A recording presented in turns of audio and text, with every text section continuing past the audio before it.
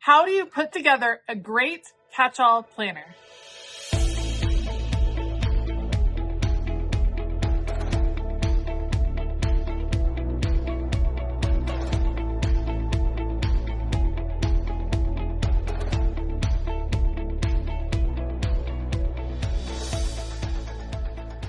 Hey y'all, I'm Elisa, the Scrappy Wife behind ScrappyWife.com, and today we're going to talk about how to put together a catch-all planner. I get a lot of questions about, what is a catch-all planner?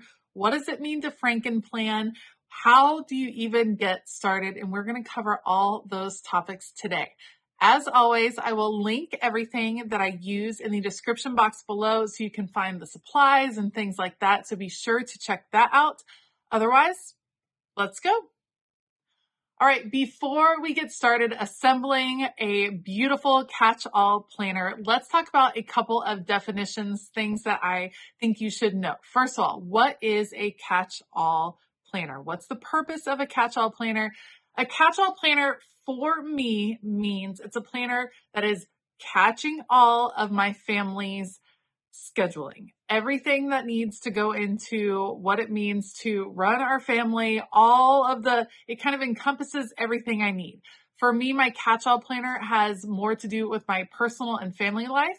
I have a separate work planner that works best for me. Depending on where you are, what season of life you are in, you might like to combine both your home planner, which I call my catch-all, and your work planner. It might work better to have them in one. For me, it just makes sense to have them in two different planners. It kind of just depends.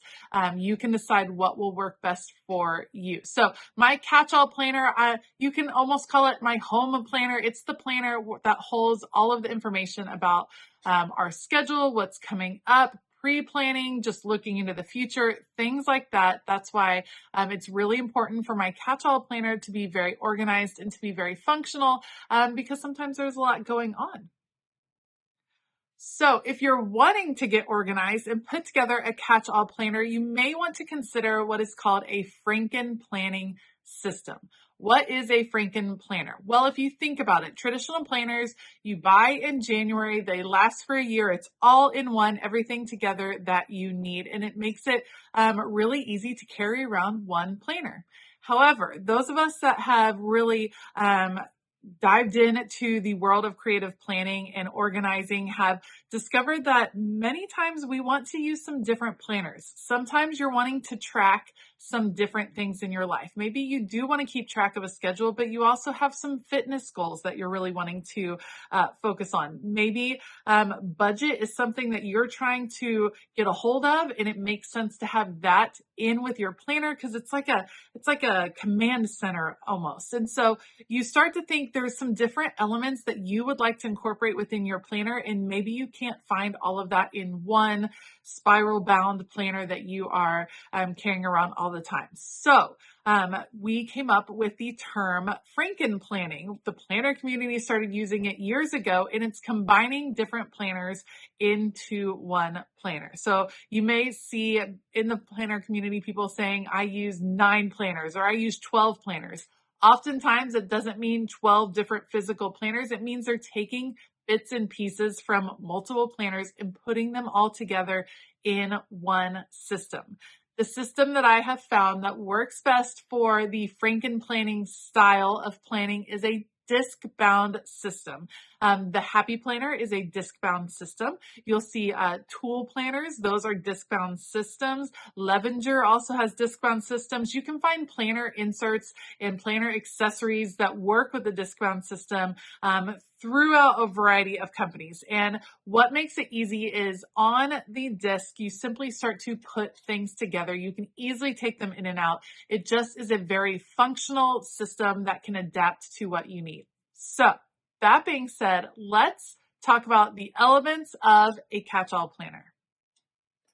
All right, so as you are assembling your new catch-all planner or your Frankenplanner, the first thing you're going to need is a cover. I chose this cover that I have available over in my shop. I have several different covers. The beauty of the covers being sold separately or kind of collecting different covers is that you can easily, as I open this, change it out with the seasons or change it out just depending on how you're feeling in that moment, what is kind of working for you. So I have my cover. I chose the grande size or the classic size happy planner. Those are the same.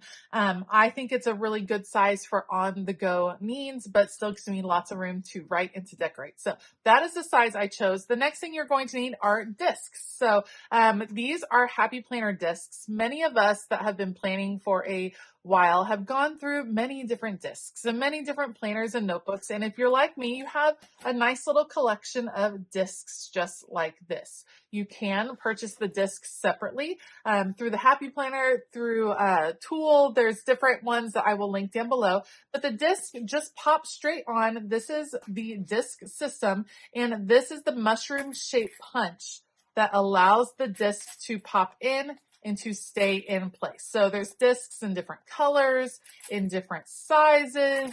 There's a lot of different options out there. You don't have to stick with just Happy Planner, but if you're like me, you have a lot of those hanging around. So it makes sense to use what you have on hand. So now I have my front cover. Here's the inside. There's the back, the discs. It is all ready to go. Now it's ready for the inserts, the middle part, the guts of the planner. Those are some of the different words you will hear.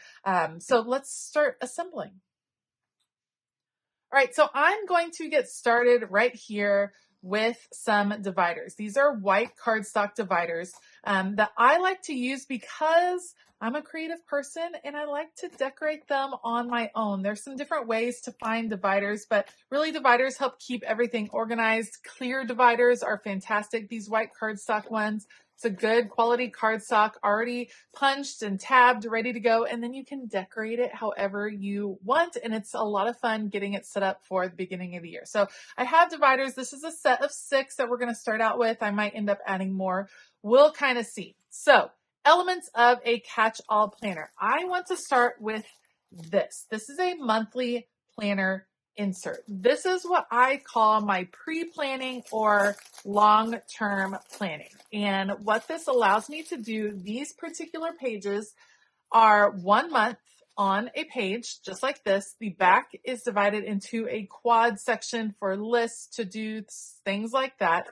This allows for me to plan in advance for multiple months. So these are undated. I usually take a pretty good stack of them at least a year in advance. I go ahead and date them and pop them into my planner. So when we have those long-term appointments, like the orthodontist appointments that get made a year in advance, when we're trying to plan out some vacations, things like that, things that you need more than a month in advance, that's what goes onto these pages. It works so well. Just have one simple page. There's also an option over my shop for a double page if you need a little bit more room. But I really like these and have really grown very attached to them. They're kind of vital just because I like to be able to look ahead, but I don't want 12 months of weeks in my calendar at once. So this is what I call my pre-planning or my monthly pages. And that is the first thing that I would always include in a catch-all planner. Next up, you will want a system of some sort to go week to week. So some way to plan each and every week. There's a lot of different layouts out there, and I've pulled a few of them. We have the vertical layout, horizontal, and dashboard. Let me just show you, for instance, let's take a look at the vertical layout. You get 6 months in here of the vertical layout. I generally just include 1 or 2 months within my planner at a time. When you're using this particular system, you can pop it in just like this, and you can see here's my undated calendar. So this is like a zoom in of the monthly calendar that I showed you before. So while on these pages, let me just flip back and give you a reminder. On these pages, I'll probably write appointments, games, things like that. When I flip to this month, I'm zooming in even more. So now I'm going to do the weekly practices, the work schedules, the things that are a little bit more, zoomed in is the word I'm thinking of, a little bit more detail on this layout. That's the monthly layout. Then I go right here. We have the dot grid on the back of the month. This is a fabulous place to track monthly habits, things like that. And then we get into the weeks. The vertical layout looks like this. It allows you to kind of decorate, organize however you want. I have a whole video breaking down the vertical layout. I also have one on the horizontal layout and the dashboard layout.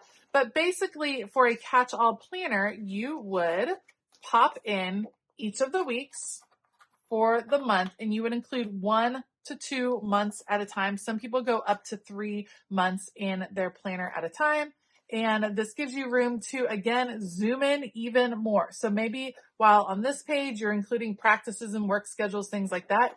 On this page, you're probably including tasks, chores, to do, routines, weekly habits, whatever the case may be, you can fit it on this particular page. So you can see it's kind of set up. My catch-all has always been set up starting big and getting smaller and smaller and smaller. So it starts with the monthly overviews for a full year at a time. Then you zoom in a little bit more and you get the more detailed month, and zooming in even more, you get the breakdown of the week. There's different layouts you can choose. That is the vertical layout. You also have the horizontal layout. Let me show you really fast what that one looks like as I pull it out. This one is probably going to remind you a little bit more of those classic planners that we got in school with the lines to take notes each day, write appointments, things like that. That's a horizontal layout. I happen to love the horizontal layout as well. We have that one. And then the dashboard layout is actually the one that I am currently using. I'm not sure if I'm going to use it in 2025 or not. We're going to kind of experiment and see with a few different layouts. But here's the dashboard layout. It does a really good job of giving you a room to break down different chores and tasks and things like that even more, with a place for your schedule on the right-hand side. So whichever layout you choose, you're going to want some sort of weekly layout as an option in your catch-all planner. Then, so you got your months, you got your weeks. Then I go to a daily. I love a daily page. Daily pages have been a lifesaver for me. So like I said, I can have a separate home planner and a work planner, or catch-all planner and work planner, however you want to call it. And I put those two elements together in a daily page. So I sit with both of them open. I pull out a daily page. I combine my schedule, both my work schedule and my home schedule, all in one place. I combine my task list for a day, all in one place. I do a little bit of journaling, a little bit of check-in. This is the daily journaling layout. I love that it's kind of makes me think about some different things as I'm starting my day. This is part of my daily routine. Once the kids leave for school, I sit down, it takes me 5 minutes to fill this out, and I feel more prepared for the day. So again, we keep getting more and more focus. Daily pages are fantastic. Do I use them every day? No, I generally don't use them on the weekends. I use them pretty much every weekday, but sometimes I don't. Sometimes the morning gets off, I'm not in the routine, and I don't hit that daily page. I love that these are undated, so I can just use them as needed, and it's great to have them just ready to go within my catch-all planner. Now, like I said before, there are a lot of other sections that you could include in a catch-all planner. There are fitness inserts. There are wellness inserts. There are media inserts, art, just anything you can imagine. There's a lot of inserts out there, a lot of which are available over in my shop that will let you focus on different areas of your life. One joy of a Frankenplanner, if you can see, there's not much room taken up yet. I can still add a lot more to this based on what I'm looking for, some things that I might need. Personally, I like to have a journaling section within my planner. So that is what I would generally put in the next section. For me, that would be a horizontal layout or a quad layout, whatever the case may be. But if you want to stick bare bones, just what you need, I think these three sections, the monthly, the weekly, and the daily, are very important. And then every planner needs a notes section. If you are carrying around a paper planner, one of the reasons you're carrying it around, my guess, is that you may want to add notes as the day goes by. Maybe you sit in meetings, maybe you're going to doctor's appointments, whatever the case may be, you might need a section for notes. I like lined paper for notes. Some people like a grid for notes. Some people like dot grid. All three, again, available for you over in my shop. But I love a notes section. I feel like a planner is not complete unless you have the bonus filler paper that you can just use for whatever you may or may not need. So again, that is added. That was a ton of filler paper. There's still plenty of room in the back, but this is the basic catch-all planner ready to go for 2025. I can go through and date it. I could start it right now. Again, a beauty of an undated planner. You can start it whenever and it's set to go. That's how the system kind of comes together. What do I do at the end of the month? I take out the pages that I no longer need. I drop in the pages I need for the next month, and it is ready to go, ready to just continue to work with throughout that month. All right, so that is it. That is how I build a catch-all planner. Let me know, what do you think? What different dividers, what different categories do you include in your catch-all planner? What do you think of the Frankenplanning system? I love it. I love designing inserts so you don't feel like you have to buy 14 planners, but you can just buy different insert packs. It saves you money. It saves you space in your creative space. So you don't have all of the extra pieces that you're not going to use.